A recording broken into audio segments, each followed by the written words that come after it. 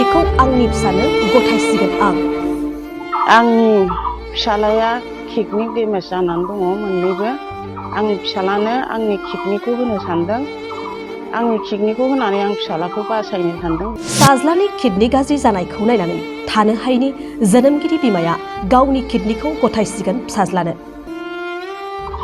आंनि किडनिखौ आं फिसानो दान होनो होननानै सानदों। आंहा रां रुफानि जेबो गोनांथि माबा गैया। आङो फैसा थाखा सोरबा अननानै होयोबा आंनि फिसानि थाखाय। मोनसे समनि आमबारि सरू बेरा दालाइ एबसुनि बारग' आफादगिरि लोगोसे कुमारिकाटा इउएन एकाडेमिनि BSc फोरोंगिरि अबं बसुमतारिया किडनि गाज्रि जानानै गोब्राब बेरामजों भुगिनानै दं।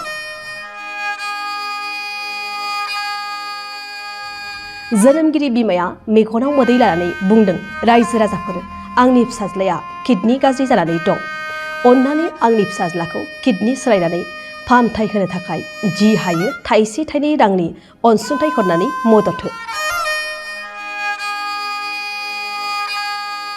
लोगोसे आसाम सरकार आरो बिटिआर सरकार लोगोसे तामुलपुर विधानसभा बियाबनि MLA जलेन दैमारी आरो दारांगाजुलि बियाबनि MCLA बिजितगोरा नार्जारी बिथांमोननिफ्राय मदद हास्थायदों।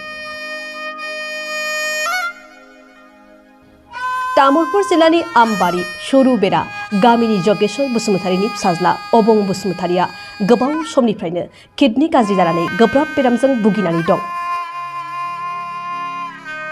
बेजों लोगोसेयैनो जोनोमगिरि अनसुलि बिमा जयन्ती बसुमतारियाबो न'आव गादलिनना गोग्लैनानै आथिं थोंसे बायनानै दं आरो जोनोमगिरि बिफा जगेश्वर बसुमतारियाबो प्रेसार स्ट्रकजों नाख्रेबजानानै राव रायलायनो हायै आरो मेगन नुयै जानानै दं।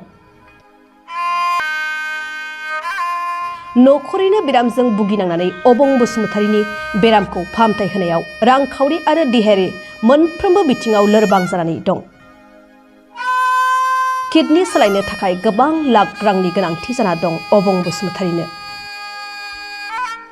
अबं बसुमतारिनि बेरामखौ फाहामथाय होनो थाखाय न'खराव थानाय गासै हा हुफोरखौबो फानजोबनांबाय।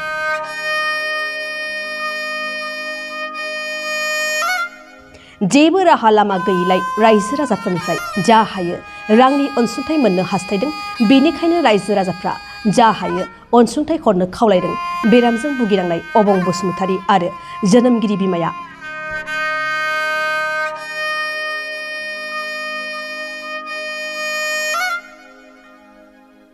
बेनिखायनो रायजो राजा नोंथांमोनहा जा हायो अननानै होखानाय एकाउन्ट नम्बर नङाब्ला मबाइल नम्बराव गुगोल पे आरो फन पेनि गेजेरजों अनसुंथाइ हरनो बयखौबो खावलायबाय।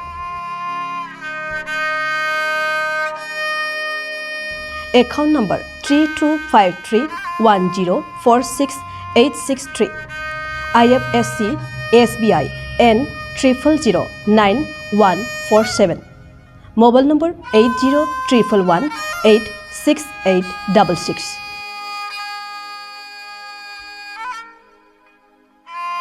आंनि फिसालाया किडनि डेमेज जानानै दङ मोननैबो।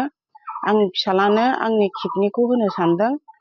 आंनि किडनिखौ होनानै आं फिसालाखौ बासायनो सानदों। बिनि थाखाय आंहा रां रुफा थाइसेबो गैया आरो आंनि हौवायाबो बिराद बेमाराव गोग्लैनानै दं, प्रेसार स्ट्रक जानानै माथो साथो गैया। लोगोसे आरो आंहाबो आथिं बायनानै दङ। बिनि थाखाय आङो रायजो राजाफोरनाव आइ आफाफोरनाव थाइसे थाइनै रां मोनो खोमा होननानै खावलायनाय जादों। आंनि फिसालाया किडनि डेमेज जाजोब्बाय। बिनि थाखाय आङो रायजो राजाफोरनाव थाइनैसो रां मोनगोन खोमा होननानै खावलायदों। आरो आंबो लोगोसे आथिङा बायनानै दङ आरो आंनि फिसायाबो प्रेसार स्ट्रक जानानै दङ। आंनि किडनिखौ आं फिसानो दान होनो होननानै सानदों। आंहा रां रुफानि जेबो गोनांथि माबा गैया। आङो फैसा थाखा सोरबा अननानै होयोबा आंनि फिसानि थाखाय बेमार आजाराव फाहामनो, किडनिनि थाखाय फिसाया जोबोद बिपदाव गोलैनानै दङ। थांनानै थानो बहुद आसा आंनि फिसाया। आंनि किडनिखौनो होनानै आङो फिसाखौ बासायनो सानदों। आरो आं रायजो राजा जायगानि गिदिर गिदिर मानसिफोरनाव थाइनैसो रां मोनगोन खोमा होननानै खावलायो। आङो जेबो उफाय गैया मा खालामनो। फिसाया बिराद बिपदाव दङ। प्रमद बर' सारमोनखौबो आं थाइनैसो हेफाजाब होगोन होननानै खावलायो। आंखौबो थाइनैसो हरगोन होननानै आङो खावलायदों। आंहा जेबो गैया, न'खराव हा हु जेबो गैया, रां रुफा गैया। आं फिसाखौ बेखौ होनानै फाहामनो सानदों। आं मा खालामनो, जेरावबो मोना बिथिंनानै सोरनाव बिनानै मोनो। आं ओंखायनो गिदिर गिदिर मानसिफोरनाव थाइनैसो रां बिनो सानदों। आरो आंहा जेबो उफाय गैया। आं फिसालाखौ बिराद खस्थ'यै फोरोंदोंमोन, हाजिरा खामला मावनानै BSc कमप्लिट खालामहोदोंमोन। दा बेमार आजाराव गोलैनानै दं आंनि फिसाया। आं मा खालामनो, उफाय गैया, जेरावबो राहा गैया। आं ओंखायनो रायजो राजाफोरनाव, BTC सरकारफोरनाव थाइसे थाइनै मोनो खोमा होननानै आं खावलायदों। खुलुमबाय, आंनि मुङा मुस्रि अबं बसुमतारी। आं आम्बारि सरबेरा गामिनि। आङो थांनाय गोलाव बोसोर समनिफ्रायनो किडनियाव अन्थाइ जादोंमोन। बे अन्थाइ जानायाव रङिया स्वास्थि मेडिकेलाव आं खनसे अपारेसन जाखांबाय। बे अपारेसन जानायावहाय आंना सार्जारि जानानैबो थांबाय बोसोरनै सिगाङाव। दा बे अपारेसन जानायाव आंना एसे रं ट्रिटमेन्ट जानाय बायदि आं मोनदों। दा बेनिफ्राय आंना किडनियाव इनफेक्सन जानानै दिनै आं किडनि फेलार जानानै दङ आंहा। दा बेखायनो आंहा किडनिखौ बावैनो ट्रान्सप्लान्ट खालामनायनि आं थांखि लादोंमोन, नाथाय थाखा फैसा सौहायाखै। दा जेसेबां हा हु दं आं गासैबो फानबाय, अब्लाबो सौहायाखै। दा थोजासे फैसा मोनस्लाबाखै। बेनिखायनो आङो जाहाथे डनार हिसाबै आं किडनिखौ लानो थाखाय आं आइखौनो सायख'दों। जोंहा न'खराव रायलायलायबाय, बयबो सावरायबाय। दा आइया मोजाङैनो दङ, आइनि किडनिया सोलिगोन आंनि थाखाय। दा आइयाबो आंनो मोनसे किडनिखौ डनेट खालामनो नागिरदों आरो। दा बेनिखायनो आंहा बे आंनि किडनि ट्रान्सप्लान्ट खालामनायाव गोबां रांनि खरसा दङ जिहेथु।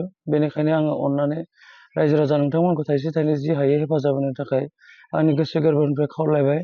लोगोसे जोंनि बिटिआर सरकार प्रमद बर' सार आरो खाथिनि जोंनि MLA EMGM सारमोननिफ्रायबो एसे एनै हेफाजाब मोनगोन होननानै आसा खालामनाय थाबाय। बेखिनियानो। दा न'खरनि थासारिया जोबोद गाज्रि जानानै दङ।